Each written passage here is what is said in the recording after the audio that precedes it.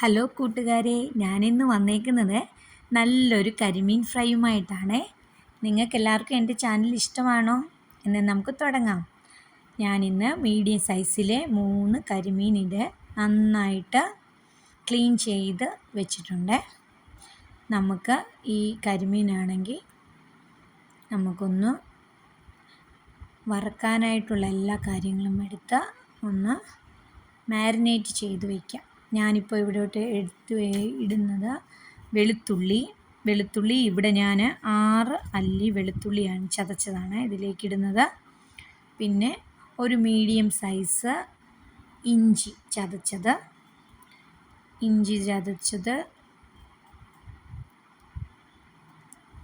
പിന്നെ 1/4 ടീസ്പൂൺ മഞ്ഞൾപ്പൊടി,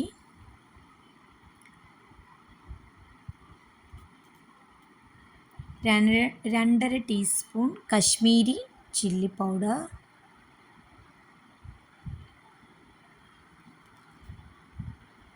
പിന്നെ 1 ടീസ്പൂൺ കുരുമുളക് പൊടി,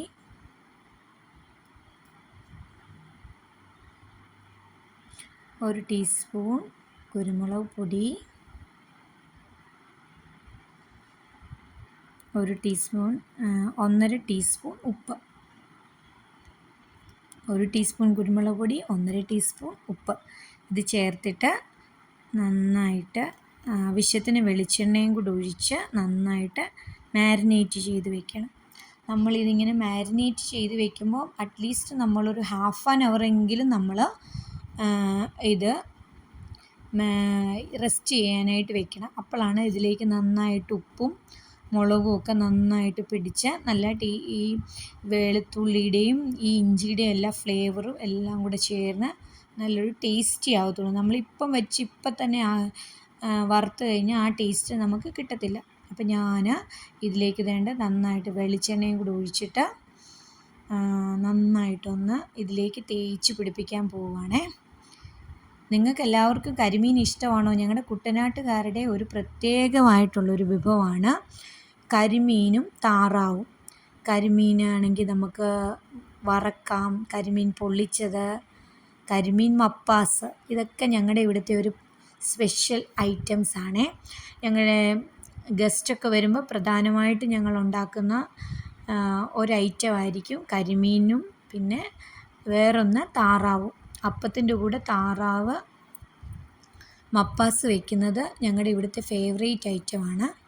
അപ്പോൾ ഞാനിവിടെ കരിമീൻ നന്നായിട്ട് ഒന്ന് എല്ലാം കൂടെ ഈ മസാലയെല്ലാം കൂടെ നന്നായിട്ട് തേച്ച് പിടിപ്പിച്ച് വെക്കുന്നുണ്ട്.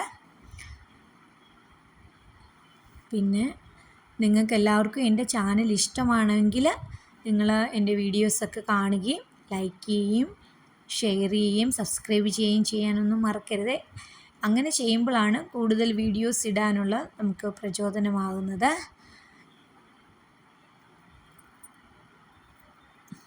ഞാനിപ്പോൾ ഇവിടെ നന്നായിട്ട് ഇതെല്ലാം തേച്ച് പിടിപ്പിച്ച് ഇത് റെസ്റ്റ് ചെയ്യാനായിട്ട് വെക്കുവാണ്.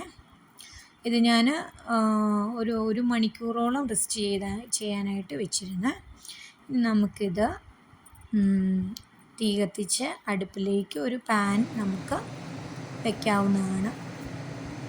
ഞാൻ അടുപ്പ് തീ കത്തിച്ച് പാൻ അങ്ങോട്ട് വെച്ചിട്ടുണ്ട്. ഇതിലേക്ക് ആവശ്യത്തിന് വെളിച്ചെണ്ണയും നമുക്ക് വേണമെങ്കിൽ സൺഫ്ലവർ ഓയിലും ഒഴിക്കാം. പക്ഷേ വെളിച്ചെണ്ണയും നമ്മൾ വറുത്തെടുക്കുമ്പോൾ ഒരു പ്രത്യേകമായിട്ടുള്ളൊരു ടേസ്റ്റ് തന്നെയാണ്. നമ്മളിവിടെ ആട്ടിയ വെളിച്ചെണ്ണയാണ് ഉപയോഗിക്കുന്നത്. അപ്പോൾ ഞാൻ എണ്ണ ചൂടായ അതിനകത്തോട്ട് ആ 3 കരിമീനും ഞാൻ വറക്കാനായിട്ടിട്ടുണ്ട്. കൂടെ കരിവേപ്പിലയും കൂടി ഇട്ടിട്ടുണ്ട്. ഈ കരിവേപ്പിലയുടെ നല്ലൊരു മണവും ഒരു പ്രത്യേക ടേസ്റ്റാണ്. നമുക്കിതിൻ്റെ കൂടെ നമ്മൾ കരിവേപ്പിലയും കൂടി ഇട്ട് മീൻ വറക്കുവാണെങ്കിൽ, നിങ്ങൾ ഇതുപോലെ ചെയ്തിട്ടില്ലെങ്കിൽ ഇനി വറക്കുമ്പോൾ അതുപോലെ ഒന്ന് ചെയ്ത് നോക്കണേ.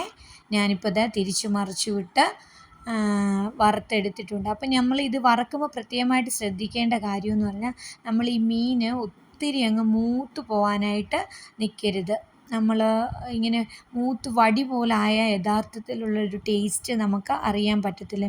ഏത് മീനായാലും കരിമീനെന്നല്ല, ഏത് മീനായാലും നമ്മൾ വറക്കുമ്പോൾ ഒത്തിരി അങ്ങിട്ട് മൂപ്പിക്കാൻ പാടില്ല. അതുകൊണ്ട് ഈ ഒരു പരുവത്തിനായിരിക്കണം നമ്മൾ വറുത്തെടുക്കേണ്ടത്. അപ്പോഴാണ് നമുക്കത് കഴിക്കുമ്പോൾ നല്ലൊരു ടേസ്റ്റ് തോന്നത്തുള്ളൂ. നമ്മൾ വിചാരിക്കും വെന്തില്ല എന്ന് പറഞ്ഞിട്ട് കൂടുതലിട്ട് മൂക്കാനായിട്ട് അനുവദിക്കരുത്. അതുകൊണ്ട് ഈ ഒരു പരുവത്തിൽ നല്ല സോഫ്റ്റായിട്ട് നല്ല ടേസ്റ്റി ആയിട്ടുള്ള നല്ല കരിമീൻ ഫ്രൈ ഇവിടെ റെഡി ആയിട്ടുണ്ട്. നിങ്ങൾക്കെല്ലാവർക്കും ഇത് ഇഷ്ടമായെങ്കിൽ നിങ്ങൾ ചാനൽ സബ്സ്ക്രൈബ് ചെയ്യണേ. Thank you.